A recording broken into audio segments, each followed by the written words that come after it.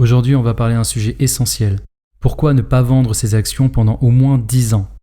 Alors, vous êtes nombreux à avoir entendu parler qu'il vaut mieux rester investi à long terme, mais pourquoi exactement ? Pourquoi ne pas profiter des fluctuations pour vendre un peu ici et là ?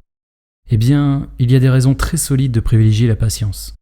Si je vous disais qu'il existe un groupe d'investisseurs aux résultats exceptionnels, bien au-dessus de la moyenne, pourtant, ils ne font aucun effort.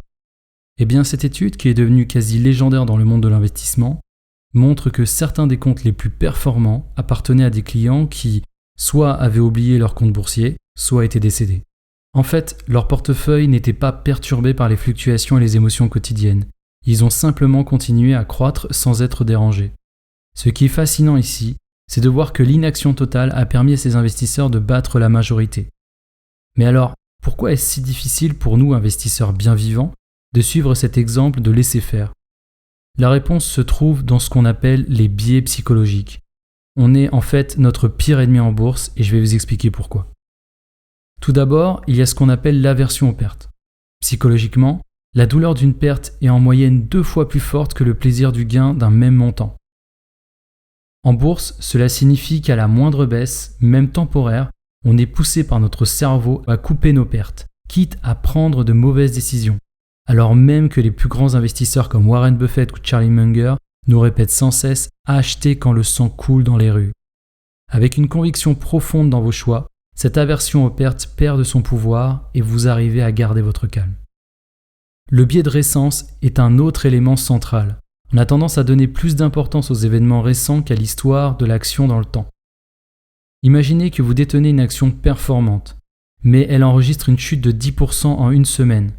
Ce biais nous pousse à penser que la chute va continuer, alors qu'une entreprise de qualité n'est pas définie par ses mouvements hebdomadaires, mais par sa performance sur des années. Les investisseurs patients avec une vision sur 10 ans évitent de se faire influencer par ce biais car ils connaissent les fondamentaux de l'entreprise. Ensuite, parlons de l'excès de confiance. Ce biais est redoutable. Il pousse certains à penser qu'ils pourront facilement timer le marché. Malheureusement, les recherches de Fidelity montrent que les investisseurs qui modifient régulièrement leur portefeuille, pensant optimiser leur rendement, finissent souvent par sous-performer par rapport à ceux qui restent investis. Il existe également ce qu'on appelle la dissonance cognitive. En investissement, cela arrive quand les décisions que vous prenez contredisent vos plans. Par exemple, vous êtes convaincu qu'une entreprise a un potentiel immense, mais après une baisse de l'action, vous doutez et la vendez par peur. Ce type de dissonance génère du stress et même de mauvaises décisions, car vous vous éloignez de votre plan initial.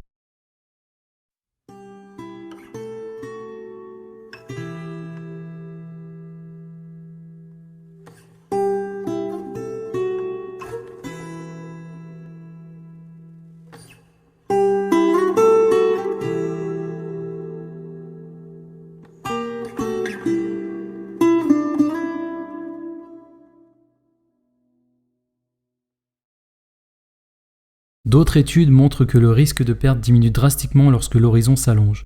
Une analyse de JP Morgan révèle qu'en investissant sur 10 ans, les actions ont un rendement positif dans plus de 90% des cas. Cela nous rappelle que l'investissement est un marathon, pas un sprint. Une étude fascinante menée par l'université de Berkeley a également révélé que les investisseurs particuliers qui restent inactifs dans leur portefeuille battent souvent les traders professionnels. Cette étude montre que le simple fait de ne pas intervenir régulièrement permet d'éviter les erreurs dues à l'émotion et à la spéculation. Cela prouve que la meilleure stratégie est de ne rien faire et de laisser le temps faire son œuvre. Il est également crucial de mentionner les 10 meilleurs jours du marché. En effet, une étude de JP Morgan a montré que si vous manquiez seulement les 10 meilleurs jours sur 20 ans, vos rendements pourraient diminuer de plus de 50%. Ces jours-là sont souvent difficiles à prédire, mais ils se produisent généralement après des périodes de volatilité ou de baisse. En vendant au mauvais moment, vous courez le risque de manquer ces jours qui peuvent transformer une performance moyenne en une performance exceptionnelle. Souvent appelée la 8e merveille du monde. Les intérêts composés fonctionnent comme un effet boule de neige. Au début, vous avez une petite quantité de neige, mais chaque fois qu'elle roule, elle ramasse de plus en plus de neige et devient de plus en plus grosse. Plus vous laissez cette boule de neige rouler longtemps, plus elle grossit rapidement. Plus vous laissez courir vos gains, plus l'argent travaille pour vous. Une étude célèbre menée par Terence O'Dea de l'Université de Californie montre que les investisseurs individuels sont souvent tentés de vendre leurs actions qui performent bien pour sécuriser de petits profits. Ce comportement, connu sous le nom de disposition effect, incite les investisseurs à se débarrasser de leurs meilleures actions, celles qui ont un potentiel de croissance stable, pour se rabattre ensuite sur des actions moins performantes ou de qualité inférieure. Pour finir, parlons des frais de transaction. Chaque fois que vous achetez ou vendez une action, vous engagez des frais. Ces frais peuvent sembler minimes, mais ils s'accumulent rapidement. Si vous vendez fréquemment, ces coûts peuvent ronger vos bénéfices et vous vous retrouvez avec des gains nets bien inférieurs à vos attentes. En maintenant vos positions, vous évitez ces frais supplémentaires, maximisant ainsi le rendement de votre investissement à long terme. Voilà, cette vidéo s'achève là, j'espère qu'elle vous a plu, si c'est le cas, likez-la et abonnez-vous pour ne rien rater sur la chaîne. Allez, moi sur ce, je vous dis ciao.